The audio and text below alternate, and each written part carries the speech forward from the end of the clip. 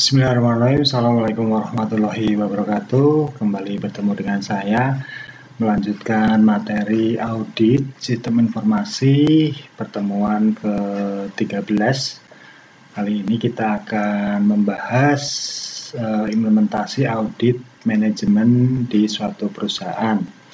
Setelah kemarin kita membahas e-audit atau electronic audit, implementasi pada e-government atau sistem pemerintahan.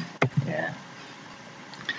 Konsep dasar di sini ada 3: sumber daya, informasi, dan teknologi.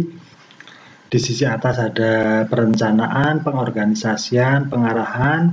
Lalu di sini dari 3 ini masuk menjadi tujuan perusahaan. Di sini ada pengawasan atau kontrol. Lalu ada aktivitas audit. Dan pengawasan ini itu adalah proses audit yang bertujuan untuk data akuntansi dapat dipercaya, terjaganya keamanan aset perusahaan, berjalannya operasi secara efisien, dan ditaatinya ketentuan peraturan dan kebijakan perusahaan atau SOP ini, standar operasional prosedur perusahaan. Hubungan dan fungsi yang ditimbulkan dalam audit. Nah, kita lihat di sini ada 3. Ada pihak 1, ada pihak 2, ada pihak 3. Ya, di sini antara pihak 1 dan pihak 2 ini ada proses audit. Ya, lalu pihak 1 dan pihak 3 ini ada proses pengesahan dokumen, kertas kerja, dan pihak 3 dan pihak 2 ini ada pertanggungjawaban. Ya, kalau kita amati dari sini, ya, pimpinan yang mana? Pimpinan yang ini, ya, pimpinan yang ini yang melakukan pengesahan itu pimpinan. Audit yang mana? Audit yang ini melakukan proses audit, mempertanggungjawabkan ke pimpinan. Lalu pihak 1 ini apa? Ini ya pekerja biasa, ya, pekerja biasa memberikan laporan ke pimpinan. Di sini dilakukan pengesahan, lalu diaudit, dikontrol oleh bagian audit, dan bagian audit ini mempertanggungjawabkan ke pihak ketiga atau ke pimpinan. Definisi dan jenis audit manajemen. Audit manajemen pengevaluasian terhadap efisiensi dan efektivitas operasional perusahaan. Di sini jenis-jenis audit manajemen ada macam-macam. Yang pertama ada laporan keuangan atau finansial perusahaan. Lalu ada audit kepatuhan. Nah, ini hubungannya sama kinerja, absensi, cuti, lembur, ya, dan seterusnya untuk semua karyawan. Audit internal. Nah, ini internal dari perusahaan itu sendiri melakukan proses audit. Dan audit operasional. Operasional ini manajemen, ya, dari hulu sampai ke hilir, dari proses bahan baku sampai produksi sampai penjualan. Tipe audit, pelaksana, tujuan, dan penerima laporan. Nah, di sini tipe audit yang tadi, yang pertama adalah audit laporan keuangan. Pelaksana auditnya ini dari eksternal. Ya, biasanya perusahaan ini membayar atau menyewa seorang auditor untuk melakukan audit keuangan. Di sini tujuannya menentukan apakah laporan audit telah disusun sesuai dengan prinsip-prinsip akuntansi yang berlaku. Ya, ini ngecek finansial. Ya, seorang auditor ngecek apakah cash flow-nya, apakah neraca saldonya, apakah rugi labanya itu sesuai dengan ketentuan perusahaan. Penerima laporan, nah ini investor dan kreditor. Investor dan kreditor ini kalau di mata kuliah dasar akuntansi kita bahas juga. Ya, investor itu orang yang memberikan modal ke perusahaan kita. Ya, mereka berinvestasi uang ataupun fisik gedung dan lain-lain ke perusahaan kita. Dan kalau kreditor itu tempat kita meminjam uang seperti bank, ya. Jadi kita bisa mendapatkan tambahan modal di situ. Audit kepatuhan, auditor internal atau auditor eksternal. Nah, di sini kalau audit kepatuhan itu bisa dari internal, bisa juga dari eksternal. Di sini meningkatkan tingkat kepatuhan suatu entitas atau karyawan terhadap hukum, kebijakan, rencana, dan prosedur.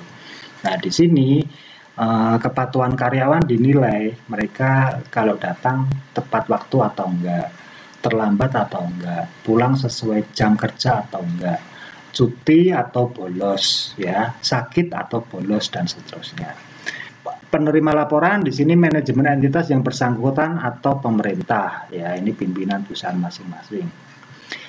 Yang ketiga, tipe audit internal. Di sini audit internal menilai keandalan laporan keuangan, ya, meningkatkan tingkat kepatuhan organisasi entitas, ya, menilai pengendalian internal organisasi, oke, menilai efisiensi dan efektivitas pengguna sumber daya, oke, program peninjauan terhadap konsistensi hasil dengan tujuan organisasi. Nah, ini audit secara keseluruhan dari keuangan, kepatuhan, struktur organisasi, lalu kinerja, efektif dan efisien atau tidak, sumber dayanya, lalu konsistensi hasil dan tujuan organisasi itu sendiri. Penerima laporan manajemen dari entitas yang bersangkutan, oke, ini pimpinan, ya. Yang keempat, tipe audit operasional atau manajemen di sini. Auditornya bisa dari internal, bisa dari eksternal. Di sini menilai efisiensi dan efektivitas penggunaan sumber daya. Ya, jadi ini sumber daya semuanya dicek atau dikontrol, sumber daya manusia, sumber daya fisik, sumber daya gedung, sumber daya peralatan dan seterusnya. Penerima laporan di sini ada manajemen dari entitas yang bersangkutan sama ini pimpinan perusahaan. Next. Ruang lingkup sasaran dan tujuan audit manajemen. Ruang lingkupnya seluruh aspek kegiatan manajemen, baik seluruh atau sebagian dari program atau aktivitas yang dilakukan. Sasarannya kegiatan, aktivitas, program, dan bidang dalam perusahaan yang perlu perbaikan atau peningkatan, baik segi ekonomi, efisiensi, dan efektivitas. Jadi ini sasarannya adalah kegiatan, aktivitas, proses produksi, dan lain-lain pada suatu divisi tertentu atau perusahaan tertentu. Ya. Elemen tujuan audit, di sini kriteria atau standar aktivitas sesuai prosedur atau enggak, penyebab, tindakan aktivitas individu di perusahaan itu sendiri, dan akibat, atau di sini perbandingan antara penyebab dan kriteria. Perbandingan antara dua aspek ini. Standar aktivitas gimana, standar tindakan gimana. Nah, ini kerangka kerja audit manajemen. Di sini ada kriterianya, lalu di sini ada hasil aktual pelaksanaan program suatu divisi perusahaan tertentu, lalu di sini ada pelaksanaan program juga, ya. Lalu menyatu di sini mengakibatkan proses finansial dan non finansial, ya. Di sini ada proses keuangan, akuntansi dan proses manajemen di sini. Lalu dari audit ini menghasilkan rekomendasi. Rekomendasi ini diberikan ke pimpinan untuk ditindaklanjuti. Ya. Next, prinsip dasar audit. Audit dititikberatkan pada objek audit yang berpeluang untuk diperbaiki. Jadi seperti yang sudah kita bahas sebelumnya, di sini audit dititikkan pada kontrol, ya, untuk perbaikan suatu sistem. Prasyarat penilaian terhadap kegiatan objek audit, oke, pengungkapan adanya teman-teman yang bersifat positif, ya.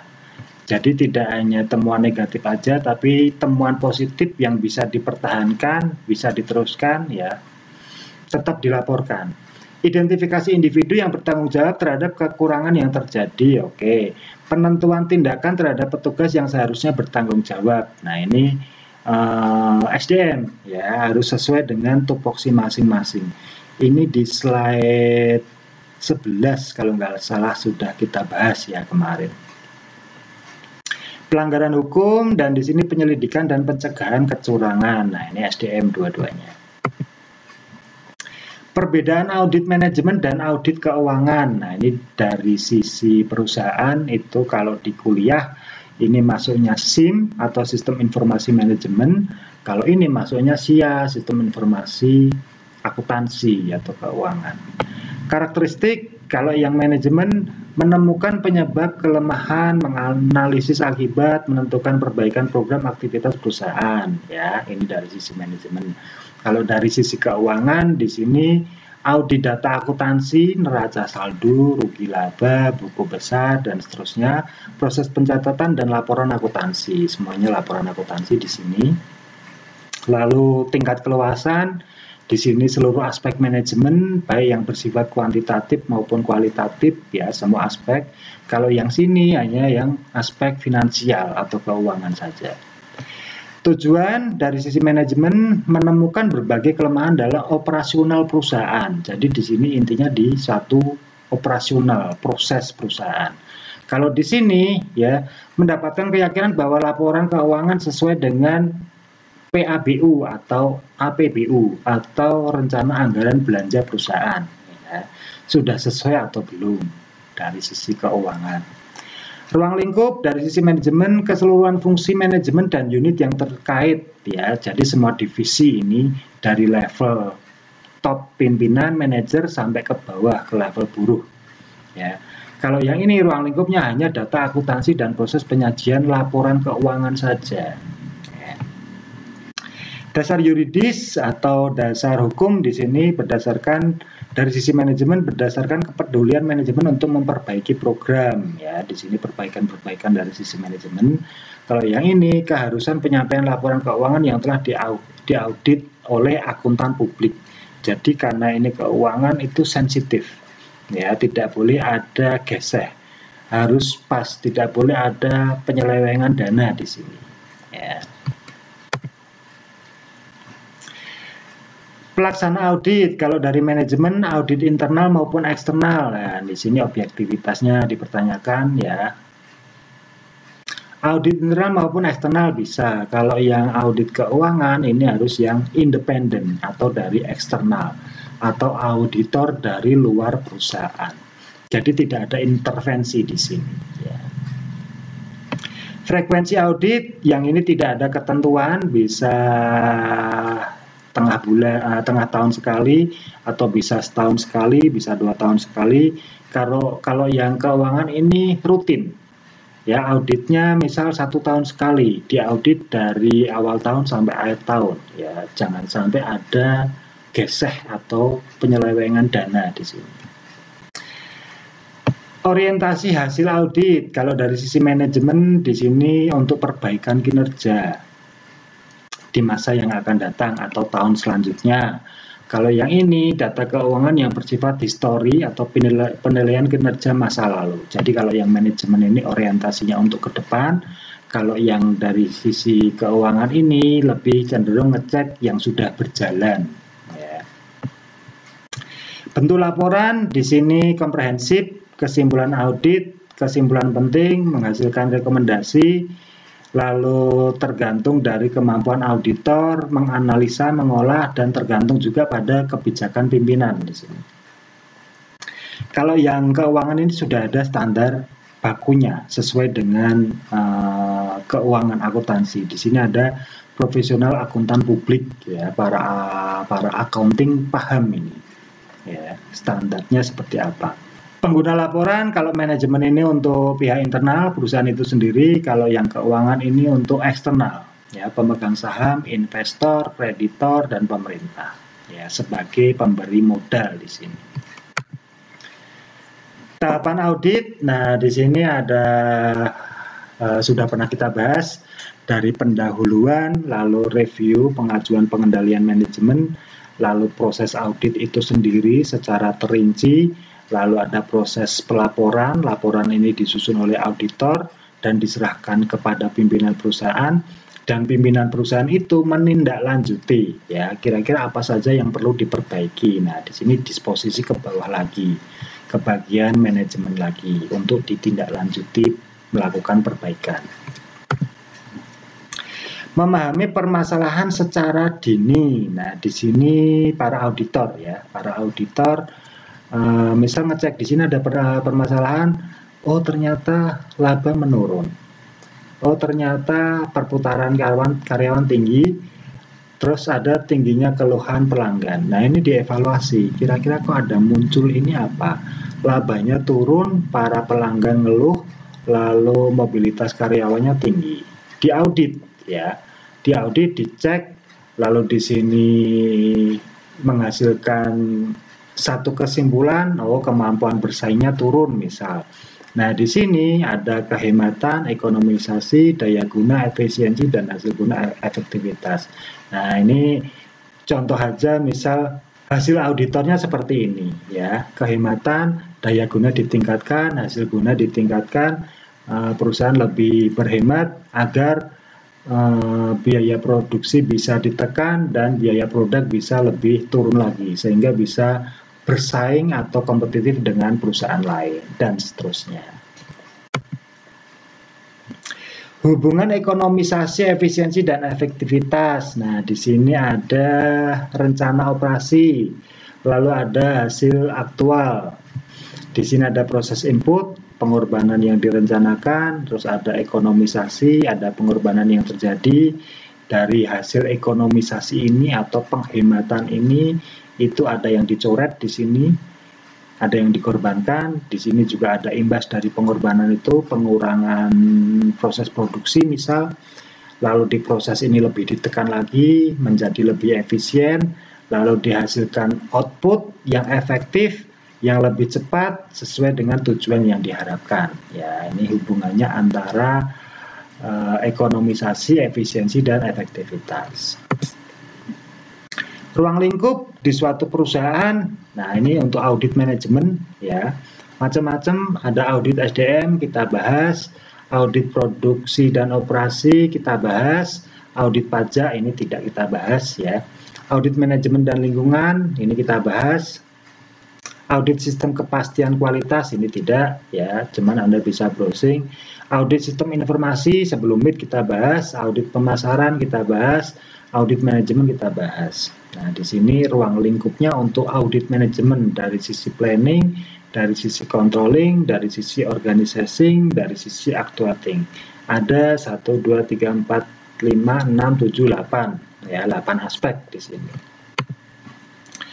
Langkah audit. Nah, ini sudah sering kita bahas dari pendahuluan, perencanaan, lalu ada pengujian atau review, ada audit lanjutan, di dalamnya ada ekonomisasi, efisiensi, dan efektivitas yang tadi kita bahas di slide sebelumnya, dan di sini menghasilkan laporan.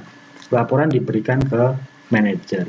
Manajer memerintahkan bagian manajemen untuk melakukan perbaikan.